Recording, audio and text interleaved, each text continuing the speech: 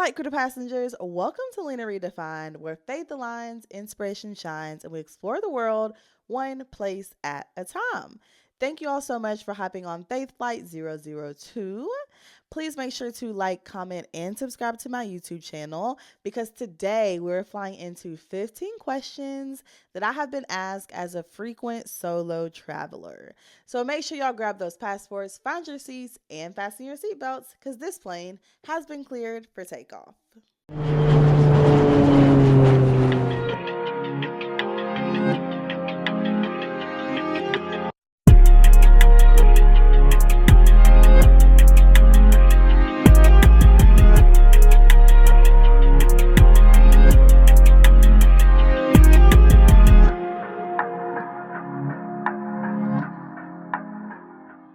We are going to hop straight into these questions, and I'm going to start with question number one. Where do I start?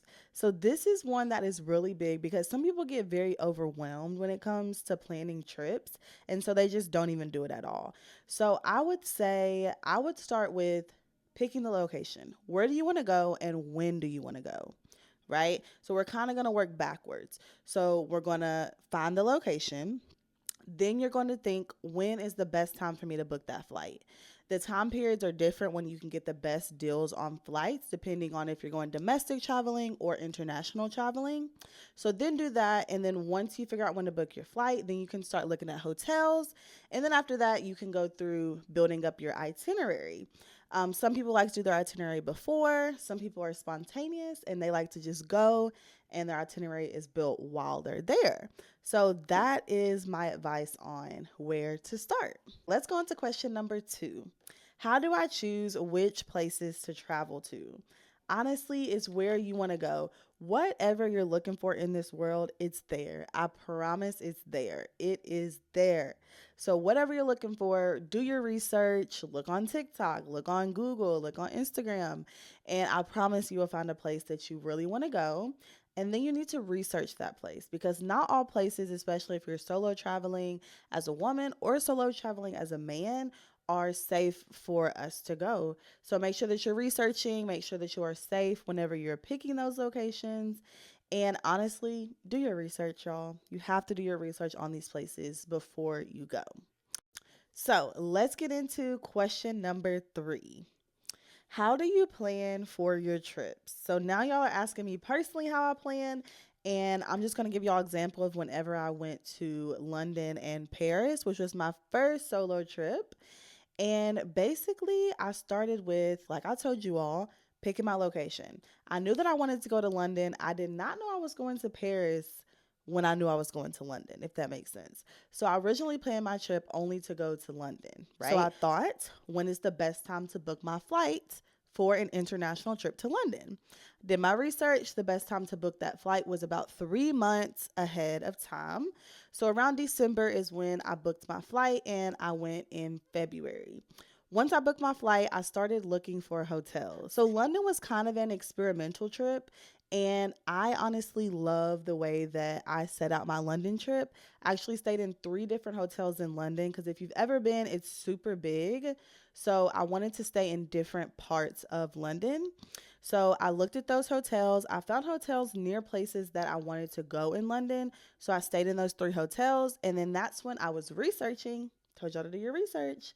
And I saw that it was just a quick trip on the Eurostar to get to Paris. So I went around Valentine's Day. So I wanted to treat myself and take myself to Paris for Valentine's Day. So I did that. I went over to Paris for the day, and then I rode the Eurostar back the next day and stayed in a different hotel. So I kind of built my itinerary beforehand, but most of it was go with the flow while I'm there. I'm a very spontaneous and adventurous person, but if you're not and that freaks you out, please just build your itinerary before you go. Okay, now let's get into question number 4. What if I don't have any friends? Y'all already know what I'm finna say. You do not need friends to travel. You do not need friends to travel. I have been on numerous solo trips now, and it's okay to travel alone, y'all. I personally love traveling alone because 1, I don't have to go by anybody else's plans. 2, I like to be on the go. My friends know I love to be on the go. So I'm able to go whenever I want to, go back and rest if I want to, do whatever I like. There are cons, of course, to solo traveling over traveling with a group, like not being able to go out at night just because I want to be safe whenever I solo travel. But sometimes I do go out at night. It just depends on the location. But solo traveling is fine, y'all. You just got to build up the courage to solo travel and actually go do it so that you can build up the courage. You can't build up the courage at home. You have to go out there, be confident, and just do it. So if you don't have friends, that is okay, girl. Still go out there and try. Let's go into question number 5.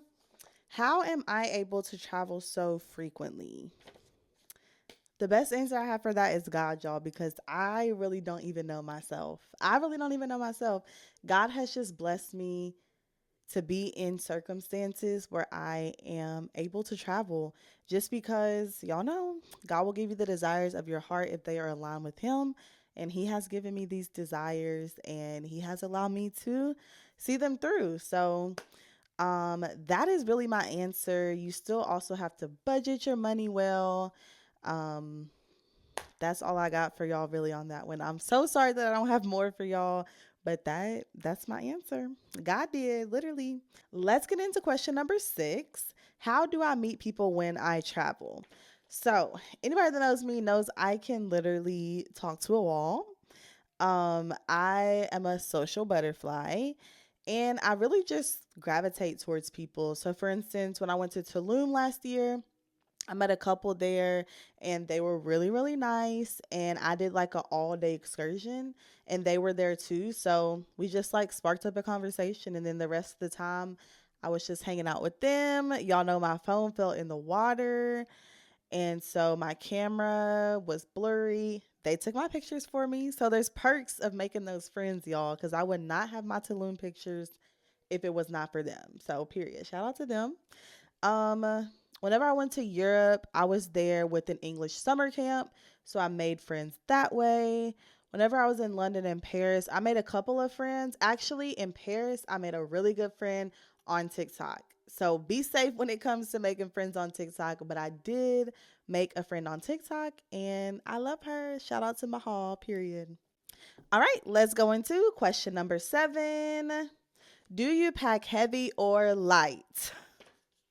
The question should have been, should I pack heavy or light? Should you pack heavy or light? You should pack light. Do I pack heavy or light? I pack heavy. But on my next trip that I'm going on, I have to pack light, y'all. So that is going to be a challenge for me. I need to pack light. Y'all, don't pack heavy. I packed heavy whenever I went to London and Paris, and I regretted it, y'all. I had 2 suitcases and a backpack, and I was trying to get on the Eurostar, trying to pick up 2 suitcases, trying to find where they go. It was too much. Do not pack heavy, y'all. It's not worth it. I will never do that again.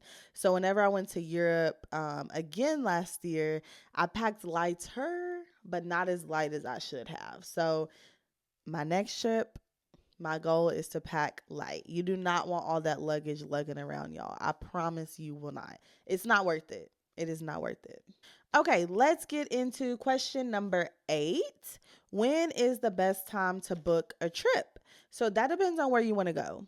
Like I said, do your research. If you want to go to Dubai, I want to go to Dubai so bad. I am going to go to Dubai. You know not to go in the summer months because it is super hot there. So you want to go in like January, February, months like those. So depending on where you want to go, research when the best time to go there is, when is the best weather. If you think about some of the countries in Asia, they have a rainy period. They have a period where they have a lot of air pollution and you don't want to go during that period. So make sure that you're researching exactly the right time to go to your specific location. All right, let's head on to question number 9. Do you avoid certain airports? So, my direct answer is no. But also, when I was traveling internationally, I was flying from Houston, and Houston has a lot of direct flights out of the country. So, a lot of the layovers that I had were not in the United States. So, I don't really have much information on the domestic airports. Just things that I've heard, like JFK is not favorable. Charlotte's not favorable. Detroit's not favorable, but I don't have any experiences with those, so I can't say that for myself. So a lot of people don't like LHR, which is in London, and that's the Heathrow Airport. But I personally didn't have any problems with it. There's a lot of bad reviews on it, but I didn't have no issues. So I wouldn't personally say that there's any airports that I avoid. Let's move on to question number 10. Would I recommend any locations? Yes. I would recommend every single location I've been to. I would recommend any location I am going to, and I recommend any location you want to go to because we should travel the world and see as many places as we can. But I will tell y'all some specifics. So, Greece, you got to go to Greece. I loved Mykonos. Santorini was second, and Athens was third. Athens is just more of like a historical city, but you should definitely go there at least for a day. Where else? Mexico. I'm not a huge fan of Mexico. Mexico is fun, but it's not my favorite part of the world, if that makes sense. I would also recommend Europe, and when I say Europe as the continent, because you can hit so many countries in Europe in 1 2 week trip. So I would recommend going over to Europe and hitting Germany, Amsterdam, Paris, like, all those places. You have to visit all of those places. So you might as well go over there in one trip and visit all of the places over there. Yeah. I would also recommend London. Y'all know London holds a special place in my heart. I love London. So I would 10 out of 10 recommend you to go visit London. But if you want like a different culture, I would not say London because it's kind of like America. So it just depends on what you want and what you're going on the trip for. Okay, let's get into number 11, all inclusive versus non all inclusive. So, all inclusive will always be your cheaper option. Most of the time, it's going to be your cheaper option because it includes the food, it includes your drinks, it includes everything. I will do a shameless plug of TRS Coral Hotel in Cancun is an amazing all-inclusive resort. The food options were good. It was so pretty. The rooms were so nice. Had the swim out pools, all the above. I would 10 out of 10 recommend that one. And it was a lot better than my experience in Jamaica with our all-inclusive resort. It was fine. It was cheaper, but I didn't really like the food options that much and I didn't really like the drinks. So, it just depends on where you're going. But a lot of places that I like to travel don't have all inclusive resorts or they're not as popular. So, if they're available, I would say that you should do it. If they're not available, get on out there, baby. Do that non all inclusive. I promise you will be fine. All right, let's get on to question number 12. Have you ever decided to do a backpack trip? So I am kind of sort of going to be doing a backpacking trip. I am doing the same route as the backpacking trip for Asia. However, like I said earlier, I don't think I can pack a backpack for a 3 month trip. No way I can do that. So I'm going to backpack Asia with my suitcase, period. Because I know myself. I cannot put it all in a backpack. So I am kind of doing a backpacking trip, but I am going to have my suitcase. I hope that answered your question. I just don't know if I can put everything in a backpack. That's why I don't consider it a backpacking trip, but I am doing the same thing that backpackers do. All right, let's go into question number 13. What has been your biggest money saver while traveling? Really, like I've been saying this whole video, doing my research, researching the best hotels.